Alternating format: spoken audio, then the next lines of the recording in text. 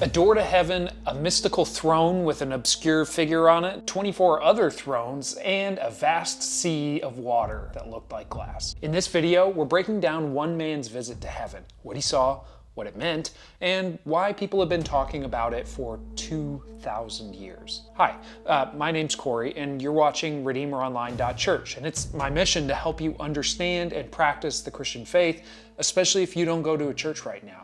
If that's something you're interested in, hit that subscribe button. If you love what we do, we'd really appreciate your financial support, so hit that donate link in the description below.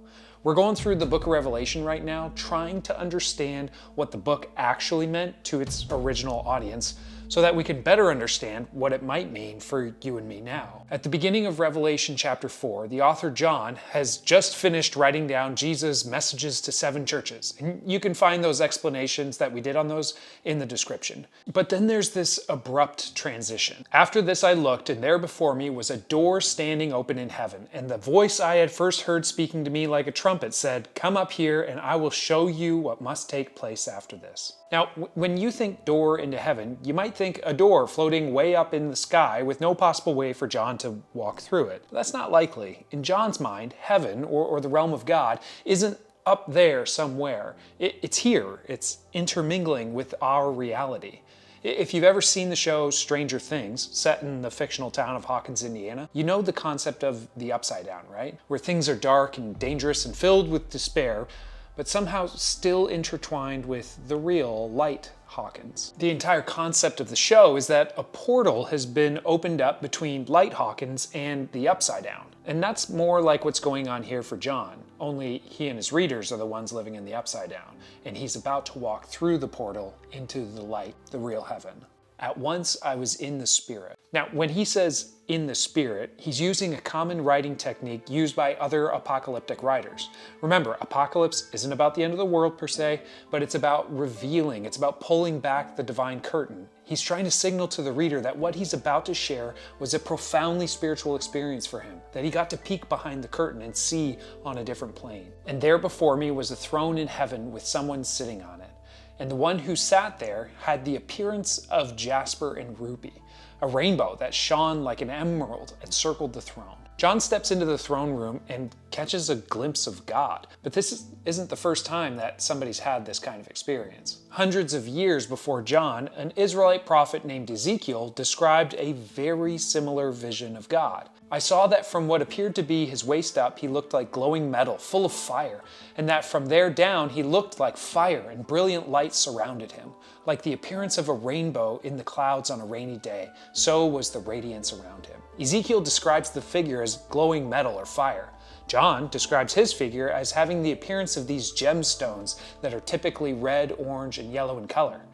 Jasper and ruby. Both also describe the figure on the throne as being surrounded by or emanating some brilliant light, shining like, specifically, a rainbow. The next thing that John describes, he's also not the first to see. Surrounding the throne were 24 other thrones, and seated on them were 24 elders. They were dressed in white and had crowns of gold on their heads. Now, John's not the first to ever have this kind of experience of being ushered into the throne room of God and then reporting back what he saw and heard. Another Israelite prophet, Micaiah, also living hundreds of years before John, described a similar scene. The throne room of God surrounded by many, some who would be offering their input to God, appearing to make decisions along with God. Now, there's plenty of debate over what exactly the 24 thrones and 24 elders dressed in white wearing crowns represents. Is it the 12 tribes of Israel and the 12 apostles reflecting the full community of believers? Is it heavenly beings like the angels or divine council members that Micaiah saw? Is it representatives of humanity who remained faithful to Jesus? I mean, in his 7 letters to the churches that we covered in previous videos, Jesus promised co-ruling positions and white clothes to people who persevered. Do they simply represent the priestly and kingly roles of God's church? I mean, there were 24 priestly divisions described in the Old Testament,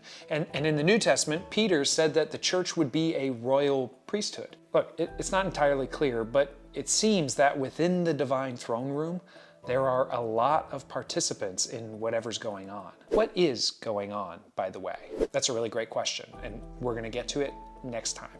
But I just want to point out a couple more things that John sees so that we can talk about why they matter. From the throne came flashes of lightning, rumblings, and peals of thunder. That's consistent with how Moses and the Israelites experienced God. In front of the throne, 7 lamps were blazing, and these are the 7 spirits of God. What? A representation of the Holy Spirit, the whole Spirit of God, the 7-fold Spirit of God, the angels to the churches like we read about in the first couple chapters? It's not clear. Also in front of the throne, there was what looked like a sea of glass, clear as crystal. This one's fascinating and where I want to pause. There are different interpretations of what the sea might represent here, but one stands out for me in particular, especially when it comes to why people would be reading this and finding it so compelling. Remember, this document, Revelation, was in existence and circulation amongst these small house churches in Turkey for nearly 300 years before it was ever included in the Bible. So why did people find this so compelling, especially while they were suffering so much? In the ancient world, the sea was a symbol for chaos and destruction. And in a little bit, we're going to read about the personification of evil and chaos, the dragon, calling forth a beast to wage war with from the sea. And later on in Revelation, we're going to hear about victorious people walking across the sea into which the defeated beasts were thrown. The sea is chaos. And the people reading this were very familiar with chaos. Maybe you are too. So why does it matter that the sea was inside the throne room? Because it means it's within God's domain. It's under his rule. Even the chaos will eventually submit to him. For people who were suffering all kinds of trials and tribulations, it was comforting to know that all of their chaos was still part of it. It's still within God's control. It's still part of the story, part of the plan in his domain. And that gave them hope. And maybe it can give you hope too. To know that all of the chaos that you experience might be part of something greater. And even though it's awful and terrible, and it is, it won't all be for nothing. Now, what else is going on in that throne room? I mean, what are those elders up to? And are there any other creatures in there? Great question. We're gonna get to that next time, because it's wild. Thanks for watching.